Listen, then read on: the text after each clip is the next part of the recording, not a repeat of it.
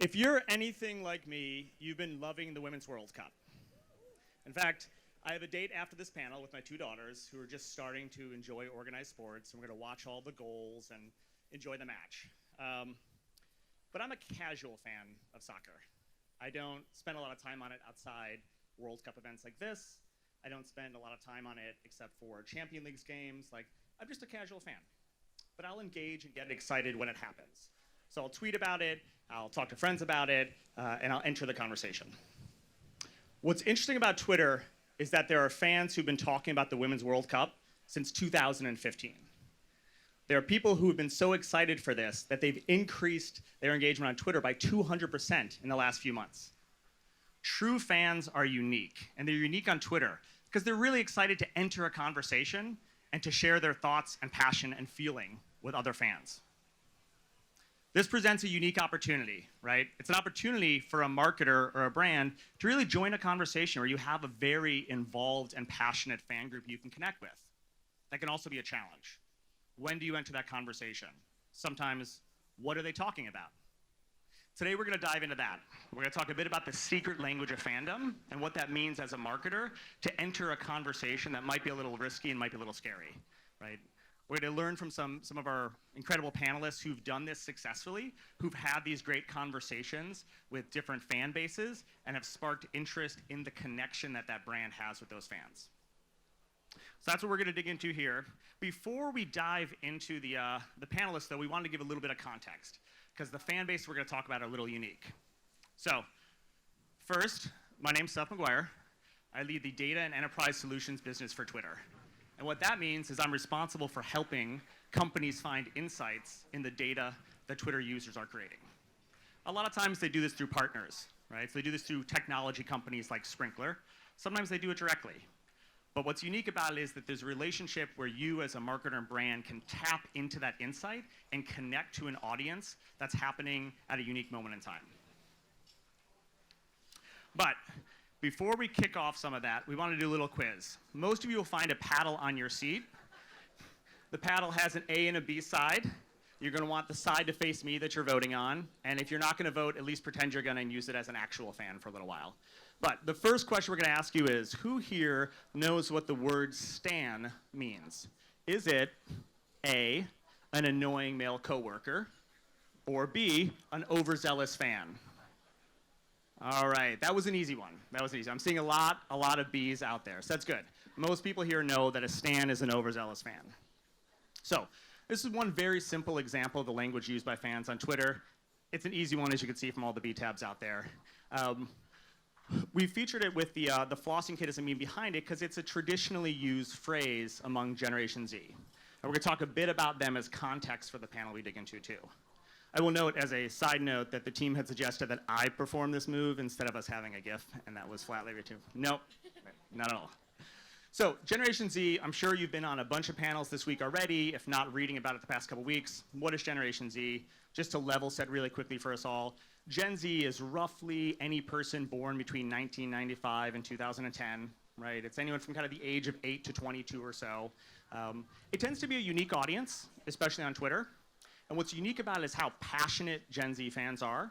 So you have a really, really elemental conversation happening among Gen Zers who talk about things like authenticity. They talk about honesty in relationships. They're very big on inclusion and diversity, right? There's some really specific characteristics of this big fan base or this audience, if you will. Now, this is particularly important because the two specific audiences or fan bases we're going to talk about with our panelists are gaming and K-pop, right? And we've got some fun stories to share about what are really two very different and unique audiences, but how marketers can connect with them. But first, we're going to make sure everyone's on the same page. So to kick it off, another quiz. All right, this one is about gaming. It's a little bit harder than the last one. What is the word or phrase camping in reference to gaming? Is it A, it means to camp out in front of your game console or computer for greater than 24 hours, right? Fully focused, you're in on a game, you're eating pizza from next to it, you're not doing anything else. Is that camping? Or is it B, in kind of one of these fighting games, to wait and ambush someone else who's coming by? All right, I see mainly Bs, so we actually have a lot of gamers in the audience here. Those people are smirking, no doubt, because they know this is actually not a good thing in gaming, right? You see here a tweet that talks about some person leading a team of noobs or new players to win a game, kind of a battle royale, based upon camping and ambushing other players that come by. If you're a marketer trying to make sense of this who have never played a game, like this is very confusing to you, right? There's a language here. There's a cultural element that happens in these fan bases. So why are we talking about gaming? Why is that a good audience to think about? Well, one, there's some critical stats about it. So more people watch video games than watch Netflix, Hulu, HBO, and ESPN combined, right? That's the size of the audience you're talking about here. That's crazy. That's an enormous number. And they generated over 1 billion tweets last year on Twitter. So you have an enormous community, this huge audience, these fans who are really vocal, who are participating in a conversation that's happening whether your brand is there or not, right? Now, some things to remember about that fan base is that, one, not all games are alike, right? So we might have a view in your head of what a gamer is or what it means when we say gaming, but the truth is it means a lot of things. Like anything else, right? There's esport games, there's driving games, there's single-player fighting games or multiplayer fighting games. I'm sure there's a lot of games I don't know about. I don't play many games anymore, so I'm sure there's a lot deeper you can go with someone in the audience who knows and is a gamer. But there's a lot of different games out there. Not all games are alike, and not all gamers are alike. So again, as you start to think about how you engage with different audiences or different fan bases on Twitter, an important thing to remember is that you have these big, broad brushstrokes that say gamers are X, and then you have subcultures underneath that. And those subcultures all use different languages, like the different games they play, right?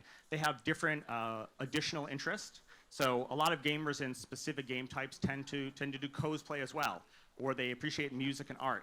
I think in researching some of this for this panel, we discovered an artist who had done several hundred drawings of their favorite character from a game, right?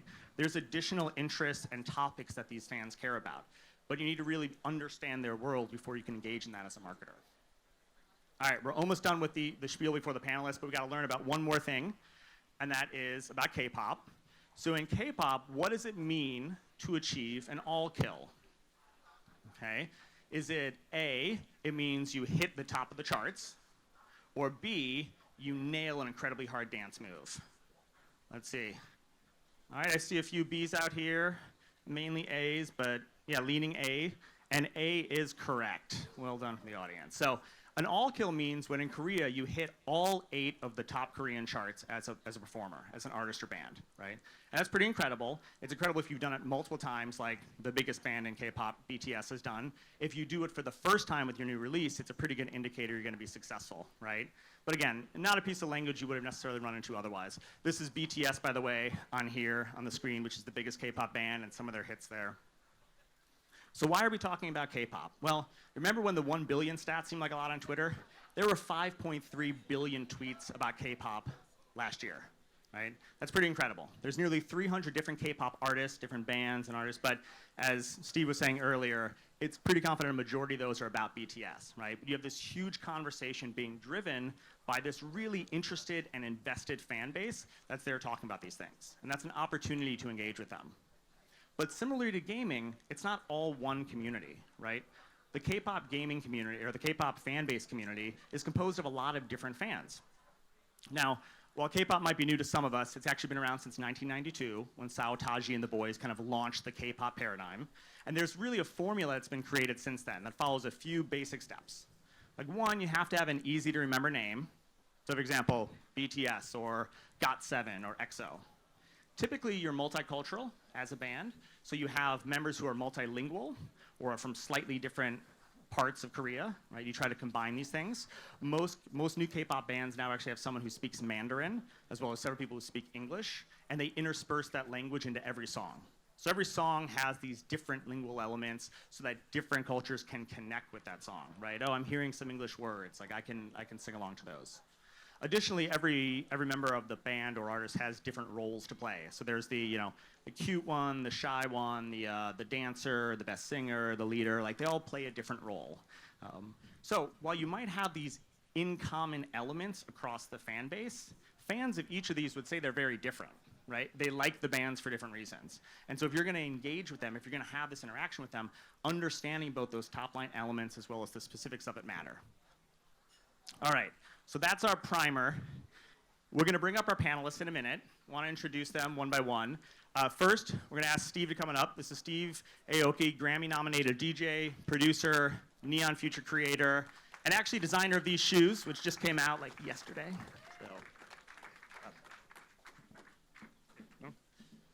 All right, next we're going to ask Yoli Chisholm, VP of Marketing at Sprinklr, with over a decade's worth of experience at helping brands and marketers really tap into and use insights to target different customer bases. And last but certainly not least, one of my new favorite people, Ilaria Resta, VP of North America Hair for Procter & Gamble, is going to talk to us about Pantene. Do we shake hands? Oh, yeah, sure. Oh, all right.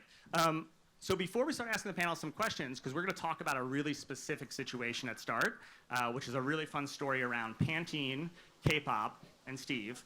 We're going to watch a little video on that to help us get acclimated. It's only like a minute, but it's going to be fun. Culture is happening on Twitter, and with hundreds of millions of tweets sent every day, new hashtags are born. Like this one. What does it mean? Well, let's start at the first tweet. On October 25th, Steve Aoki launched a new single called Wasted on Me featuring South Korean boy band BTS. And 3 days later, the Pantene Oppa hashtag was born. Radio station Kiss Chattanooga tagged Pantene in a tweet naming Steve Aoki as their newest spokesperson.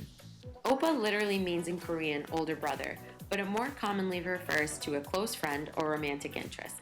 Soon, Pantene was in on the action as thousands of tweets from BTS fans were flooding in. And then, Steve Aoki joined the conversation. And Pantene Oppa became meme history. The conversation reached its peak in November when Pantene sent Steve Aoki a Pantene care package. According to Twitter official partner Sprinklr, there were over 115,000 mentions of the hashtag, with over 20,000 BTS fans involved in the conversation. And they generated over 29,000 tweets.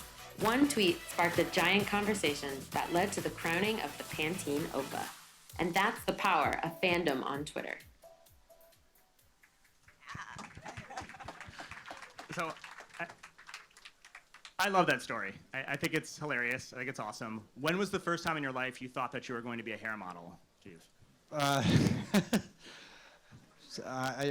It's crazy. I never thought this would happen like that. Like when I first got that Pantene box of you guys made T-shirts with my face on it. I was like, all right, it's real, like because with Twitter you don't know, like you see the conversation, but is Pantene really going to send me an unlimited supply of shampoo? And you guys ended up doing that. No, it was cool to see the numbers that Yoli and the Sprinklr team had pulled, because I don't know if anyone who, while it was happening, realized how fast that conversation was appearing. Like that caught fire, and a lot of that has to do with, again, like that K-pop phenomenon, where they're just they're gonna jump into a subject and embrace it, and they're so passionate about it. Was there any part of you that was a little bit scared by the sheer number of mentions and conversation and activity happening around this at such a speed? Well, the inception of the Pantene and Steve Aoki phenomena actually happened before K-pop. It happened with my Latin following. So they would call me Tio Pantene, which means I guess Uncle Pantene. Yeah. So I remember seeing that. It would just, people would be screaming in my shows. They'd be like, Tio Pantene, like fans in the crowd. Whenever I play anywhere in South Central America, it'd be on my Twitter timeline. But K-pop as a phenomena, when they really want everyone to know about one particular thing that they're talking about, everyone jumps on board. So then it became this huge effect. So I think from Tio Pantene, that the radio station interviewed me and was talking to me about it, and then they helped bridge the earlier world into what is now Pantene Oppa. Well, I think the fact that you embraced it with such fun is really what fueled that. And looking over your career, both kind of as an artist, EDM and house, and Dimmock and the founding of that, you've had an opportunity to really collaborate with a lot of different types of fan bases. But I would say, interested to hear your words of this, but it seemed like kind of being an authentic responder in those situations was the one constant. Like there's some very different audiences there, but you always seem to be responding like, here's how I feel about it. It's fun. It's just funny, and it's fun. It's like I would literally post something about, like when I posted about the Aoki jump with BTS, we all met together and we all jumped. like, let's just like, I think I was filming, you know, it shows like in real time the retweets that were going up in real time. It's like insane. It's like Superman speeding up a clock. It's like it went from like 0 to 1,000, and like in every second it was like 10,000 retweets, and then you're just watching this go up to 100,000 retweets in an hour. It's crazy to see that. That was the first time I really got to catch. I wouldn't say my first time, but like it was the earlier times when I got to catch like the BTS Twitter phenomena from their fans, because they're like waiting for the content so they can share and spread their love of you know of their group, of their favorite group. And it's beyond any other group I've ever worked with. Like, you know, I worked with Louis Tomlinson from One Direction, and they have an incredible fan base that pushes the message out. And honestly, for an artist, it's the best publicity arm that you can think of, because they call the radio stations. They don't just put it out there. They like think strategically on how to get your streams up on Spotify. They create playlists where it's just all it is wasted on me. It's like there's a playlist that one of the fans made. There's like 30 wasted on me. So it's just playing on repeat. And they're like, everyone go to this playlist and just keep streaming Wasted on Me, so it beats all the other songs. But these guys are very smart, you know. They might be young. They're definitely young, but they're incredibly organized and intelligent, and they're smarter than like, you know, some of these huge marketing agencies that you know you spend money to get your music out there. I mean, if they love you, the power that they have is exponentially larger.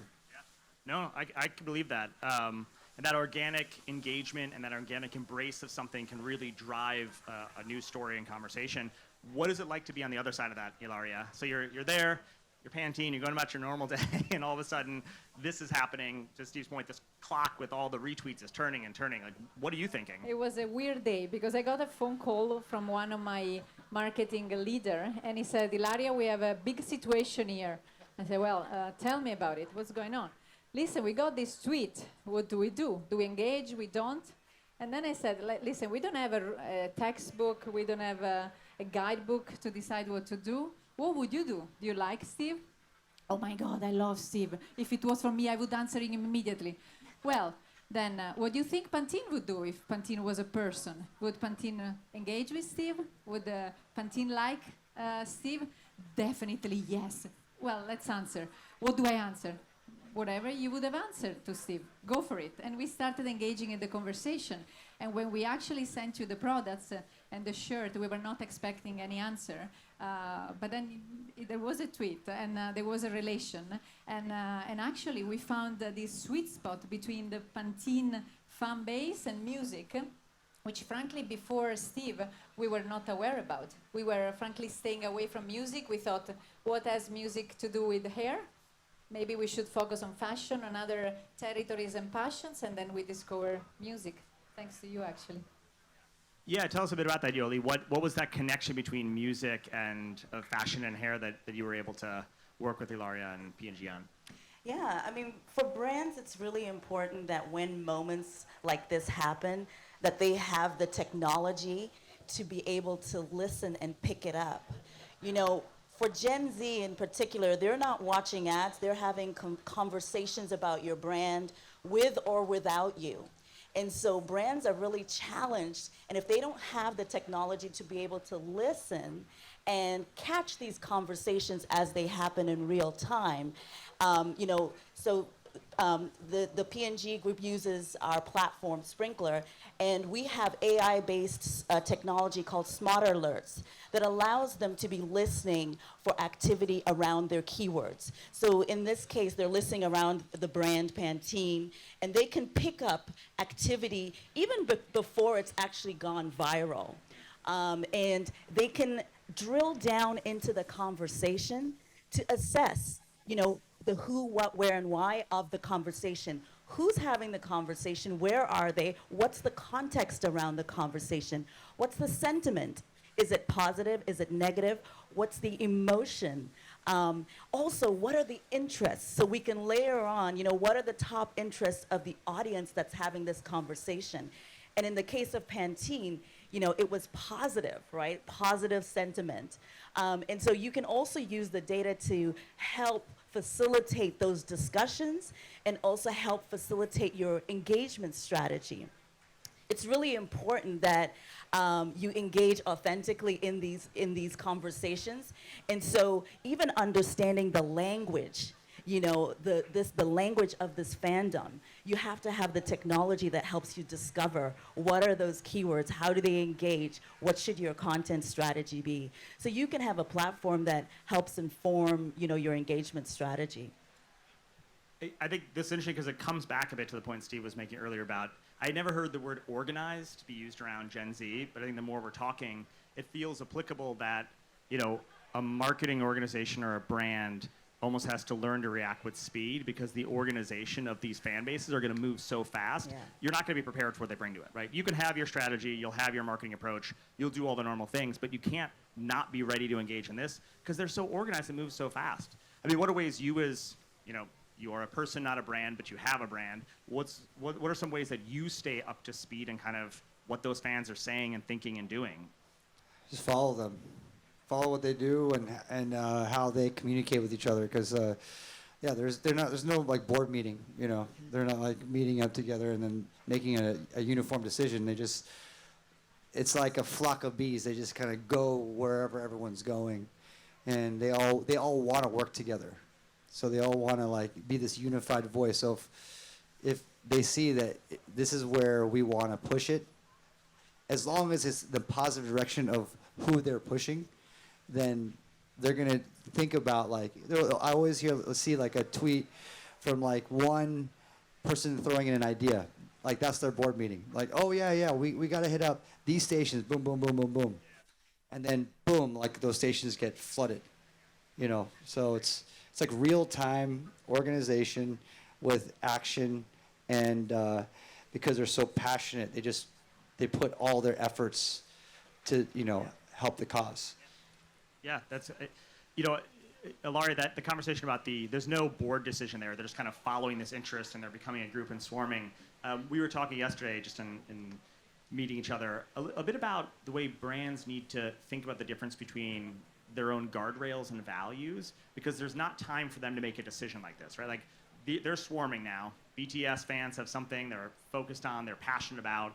Like you can have the process and the technology to surface that and know, like, okay, here's the conversation happening, here's the audience, but there isn't time to do a full-on, marketing analysis and case study of like the potential TAM here and to be doing your entire, 4 Ps roadmap. So how does that values and guidelines play into making fast decisions so that you can keep pace with this? Because 20,000 tweets, right? Or 20,000 active users in a conversation with nearly 120,000 tweets happening in a matter of days. Like, you're not going to have time to put together a full marketing strategy or brief on that. Thankfully not. I have enough marketing strategy meetings. I don't want another one.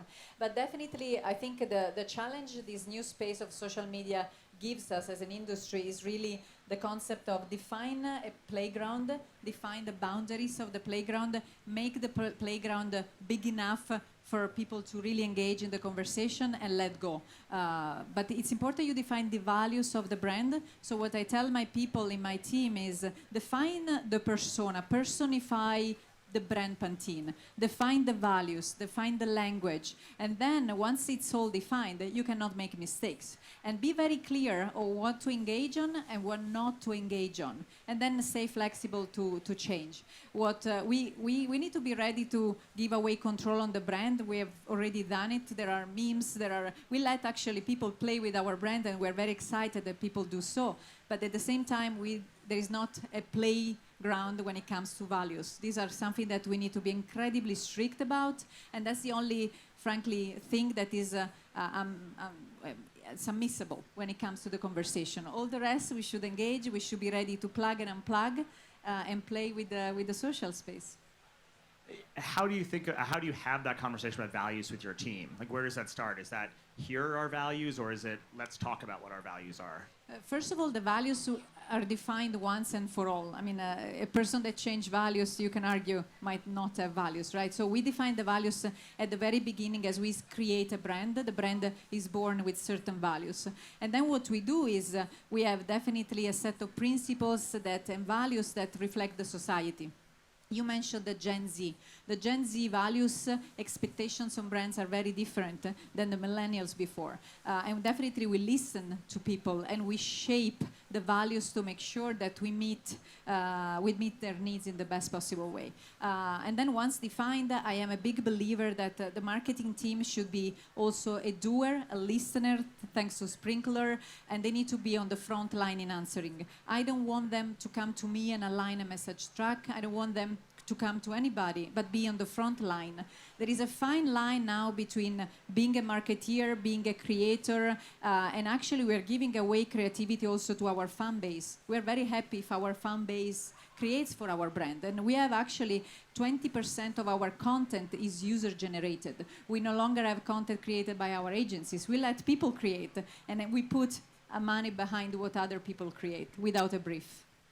And Seth, just to follow on, we partner with brands like P&G, and in order to give them that reassurance as they sort of give away control, you are able to have technology that has sort of governance and rules built in. And you can provide sort of the approval check-ins that are quite fast, that still enable you to produce content and deploy it rapidly.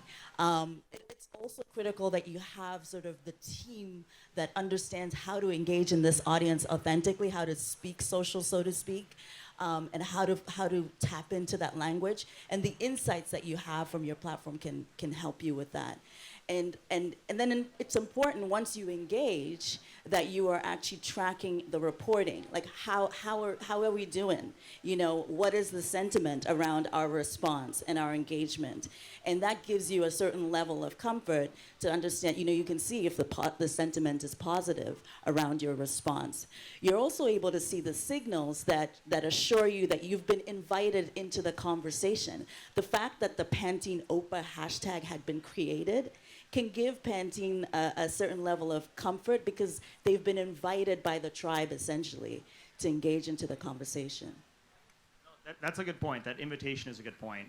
I think, Steve, in regards to that, I mean, how do you think about working with a brand? Are you looking at their values? Or are you saying, hey, the fan base is saying this thing, I'm going to have fun with it and roll with it? Or are you saying, well, what is that company and how do I think about them? What's your personal...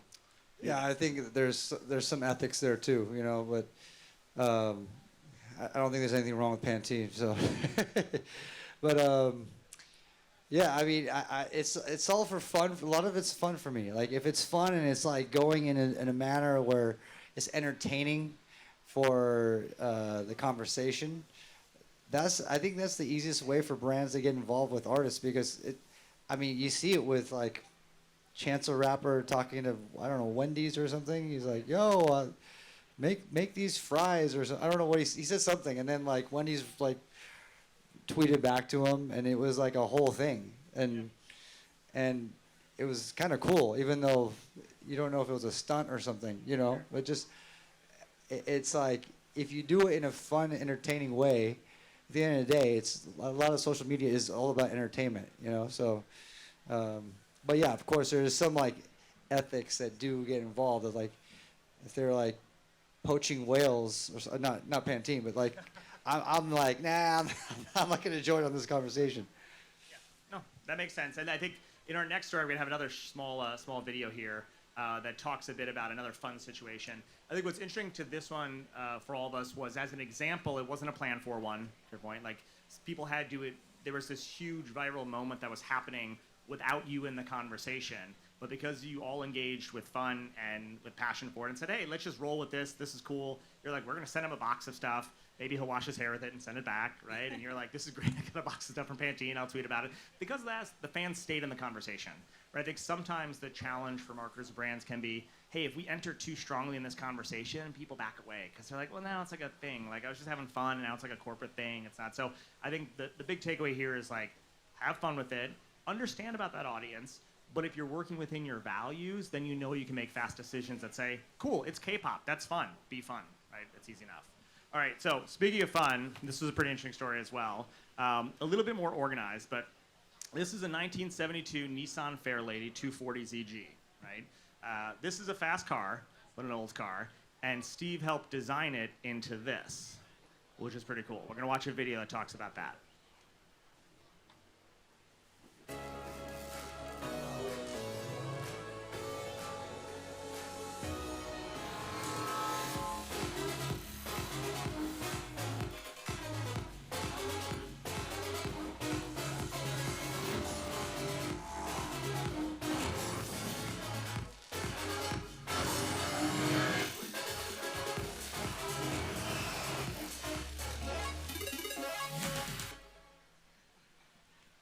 So Steve, there's a lot of different elements of you in this one, which Yeah. I'd love to dig into, because this is a passion for you. Kind of Right. all the, we're gonna talk a bit about Neon Future, about your comic book, about designing this car, but take us through the story from your point of view. So this is different than the Pantene story because that was just a story that just happened. This is from ground zero up. I was able to put my whole DNA into the project, and I've already worked with EA on their first version of Need for Speed, but this time, I wanted to include all the different things I'm working on.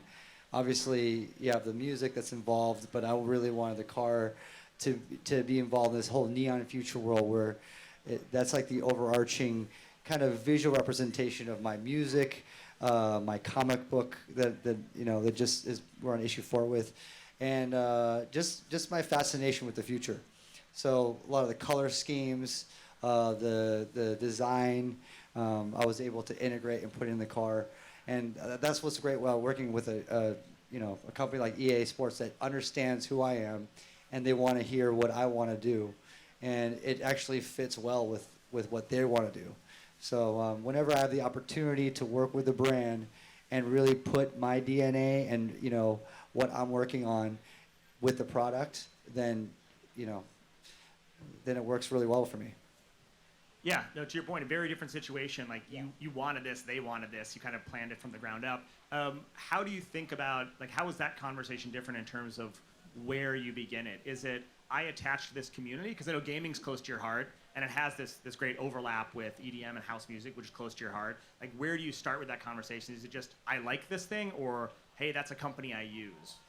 Well, I mean, I think every company I've worked with is a different introduction of how things get started. I'm not entirely sure how we got into bed together, but it really comes from my management, kind of vetting and filtering out what are we going to work on in the gaming space.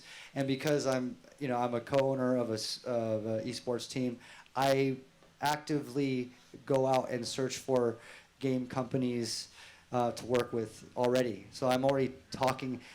Although I'm an artist, I can say I'm a co-manager myself because I'm on the phones talking to various people that that an artist wouldn't talk to, just because I want to make sure they hear what I have to say about the creative, the logistics and the business and how things are going to operate. I'll let the management team come in, but I have a lot to offer. So at least they get to hear my passion points, and it actually works for my benefit because a lot of what I say. No, not all of it, but a lot of it does come through into the creative space. So we've talked a lot in the past conversation about authenticity and fun and engaging with fan base you care about. Without naming any names, I get in trouble. What have been the characteristics of those places you chose not to engage with a brand, where they kind of maybe approached you or approached your management? Are there rules that were like, hey, that doesn't seem like me, that doesn't seem fun, it's not worth it there? What are some of those characteristics that brands can think about? It's a good one. I mean, there's a lot of I think there's a lot of ideas that we just shoot down, but they're so it's so obvious. We don't. It's like water off our backs. It just doesn't really. It's not really that memorable because at the end of the day, they want to make us happy too. They might have some ideas, but I think in general, companies tread lightly. Smaller companies don't tread lightly. Smaller companies actually are a bit more aggressive. when I really think about it, some of the smaller companies I've worked with, one of the big things for them is how many times you post in a month. And some of the brands that I've decided not to work with are like, you need to post 20 times in 1 month on your Instagram. Like, everything else is okay, but on Instagram, you got to post 20 times in that month. I'm like, you crazy? 20 times? Doesn't matter how much equity I get in the company. It's just like, it's just too much. So, it's all about like that. The negotiation happens, but I'm not part of that. I just hear about it, and I'm like, well, I mean, it's clear we're gonna have to pass on this, but it's always about how much we engage, and it's usually from the smaller companies. Which makes sense. It's a forced engagement. It's not going to be something that your fans appreciate. It's not going to be fun for you. Like, this was fun for you. Like, you could tell watching the video. It's just watching you watching it, and you're like, you designed part of that car. You put the music to it. Like, you got to design the avatar in the comic book. That was fun. That was a thing you probably would post 20 times about because it's exciting versus being told, like, go post 20 times about it. Right. Ilaria, I mean, what are some of the lessons you've learned over your career in terms of that interaction with influencers and creative? How do you think about walking in that fine line of, hey, we know there's an audience here we want to reach. We want to find a way to them. How much is forcing it versus, again, being invited in? I mean, you said it very well. We were invited to the conversation, and I believe that if you're a guest somewhere, you need to be invited unless you host the party. So we follow the same rule pretty much also on the social media engagements. We try to see the conversation where the brands can naturally tap into, and we decide also when to leave, because sometimes too much is too much. You are always there present, answering to everybody, and then becomes forced and opportunistic. So we try really, and the guidance I give my team is exactly the same guidance you would give to a well-educated person. You know when you should leave, and you know where you should go, right? Behave and treat your brand as you would treat yourself, right? Try to be authentic, real to the conversation. Try to be always respectful, and frankly, either entertaining or informative. If you're just there to attract attention on you, then it's frankly very short-lived. And try not to stay in the middle, because the safe middle is not interesting as well. So unfortunately, you need to take a stand. Sometimes the stand you take is a bit controversial, can open up to attacks or negative comments, and we're happy to manage that. So these are all the lessons we learned throughout the process. And it sounds like, Yoli, I mean, you and I were talking a bit about Nissan in terms of these lessons, because they're actually kind of a corollary to this. Like, this was a collaboration between you and EA Sports, but it was on the Nissan Fair Lady. So they suddenly had a spike in conversation, and people were talking about Nissan, and they're kind of like, what's happening? Like, what's... Yeah, absolutely. They're able to, they need to ask, okay, what's happening? And one of the things that we try to stress with brands is not only listening for what's happening associated to their handle, because Nissan was able to pick up this conversation because it wasn't only that their handles weren't tagged in any of the tweets, at least not initially. And then, so you have to, as a brand, be listening to a much broader set of conversations and ensure that you have influencer alerts, smart alerts that can pick up when your category, when there's any sort of spike in activity around a sort of keywords that you're watching. For Nissan, it's the same model that we kind of recommend. You've got to be listening, and then you've got to drill down. You've got to learn what's happening, the who, what, where, and why, right? So in this case, they were able to find this was a conversation happening related to Steve Aoki. You look at the sentiment around Steve Aoki, we've looked at the data, and 90% of the tweets associated with Steve are always positive. And brands that associate with Steve see an uplift in their positive mentions and the sentiment around their brand initially. So it's sort of an easier decision on whether to engage. So Nissan is listening, they learn, and then they got to figure out, okay, how do we show some love? How do we engage?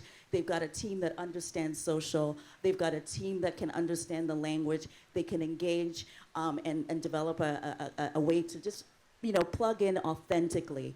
And then be seeing what's the sentiment around their response and see if it's positive. And decide when they should go, to Laura's point, when they stop being invited. Steve, did you know that stat about yourself? That tweets about you were associated 90% positively? Wow. That's pretty good. That's actually pretty crazy. Yeah. Like that's pretty quite impressive. rare. It's good to know that. So Yeah, We should talk more. You should use Sprinkler. So I know we're coming to a close here. I did want to ask, in terms of some of the fan bases you participate in individually, I think we've heard some of Steve's, but would love to know what's kind of a secret fan base that you are more a part of on Twitter or elsewhere, that you're listening to that conversation or engaging with it? What's a fun fan base that you consider yourself to know the secret language of? Personally or on the brand? Personally. I am a big tennis fan, so that's where my passion lies. And since I manage also a brand that is now getting into music, I try to get into the Coachella fan base since we have now a partnership with Coachella. Yeah, when you told me that the other day, I hadn't realized that. This is actually interesting as another corollary back to the Pantene example. Correct. It started actually from a Sprinklr partnership when we found the sweet spot between the Pantene fan base interest and music, which came after the Steve encounter. And then we discovered that music was something really, really core and interesting for our user base. And then we signed a contract and became the official sponsor of Coachella. And in fact, if you think about it, the Coachella posts are all about either music or hair in equal size, which is quite interesting. So we, as of them, now we join music. Is that crazy, Steve? They are now a sponsor of Coachella based on this You situation. go there now. I need some more Pantene. Yeah. What about you, Yoli? Well, I'm a secret Beehive member. But I just wanted to say to your last point, you know, the insights around the interests around an audience, in the case of Pantene, for example, they were able to discover that music was core to that audience. In the case of Nissan, you know, they were able to look at the data and see that 50% of those people that were engaging in the conversation were gamers, and also music for them was a strong sort of core value and interest. And so, you know, if you have the right technology, you can kind of discover those insights and discover potentially a new audience base for or sort of expand your knowledge around who you thought your audience was. Steve, finally, to close out here, a secret fan base that you were part of that maybe we didn't know before, a place you speak the secret language that we haven't heard about. Secret language. Secret language. I don't know. I mean, I got a lot of little hobbies and passion projects and stuff, but. To be fair, we've covered a lot of yours today already. Yeah, so it might be a yeah, little fair to definitely. ask, yeah. No, I mean, I'm like obsessed with the human brain. That's for sure. I'm obsessed with the idea that the main idea that we as a species are literally at this point in time where we have this technology, or at least this trajectory of technology, where we'll either be the last generation of people to die or the first generation of people to live forever. So I really believe we're going to get to a point where the concept of death is actually a disease that can be cured. I mean, obviously it's not like that now, but I'm like obsessed with this kind of stuff, and it all revolves with, you know, understanding the brain. So that's my whole thing. Is I'm obsessed with the human brain. I have a foundation where we donate all our money to brain research organizations. So, but secret language of the brain, that's something I want to unlock and uncode for sure. For sure, and it sounds like we definitely need to understand Gen Zers, since they're going to live forever. Nailing that. They one will in. live Yeah, forever. it's going to have that right. They don't Well, care about living forever right now, but they will later on. Well, thank you, everyone, for being on here. I think that the key takeaways I had is in learning about a lot of this is, again, be authentic, have fun with it, engage in spaces where you're invited, kind of know to respect the boundaries of that engagement, work on your values so it's easy to have that engagement. And I think the final lesson, which I said once already, I'm going to repeat, is have fun, because that's what it sounds like made this all a success. So thank you to our panelists for being here today. Thank you. This was great.